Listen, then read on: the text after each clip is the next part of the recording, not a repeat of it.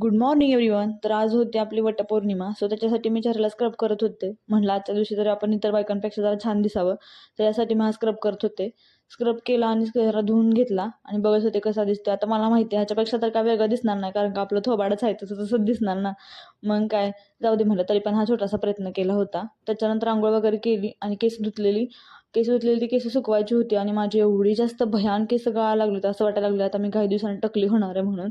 आणि ड्रायर मी केस सुकत होते तर त्याचं वारं खूप छान होतं आणि केस खूप भारी उडत होती. तर मला असं आठवण झाली की सिरियलमध्ये हिरोईनची एंट्री झाल्यावरती कशी केस उडतात, सेम तसं मला फील होत होतं. मग मी जरा त्याची मजा घेतली आणि पटपट आवरायला सुरुवात देखील केली, कारण का मला वडाच्या पूजेला देखील जायचं होतं. त्याच्यामुळे मी पटपट आवरलं आणि मला घरातली देवपूजाही करायची होती. मग स्वामींची खूप छान अशी पूजा केली, खूप मन प्रसन्न आणि शांत झालं.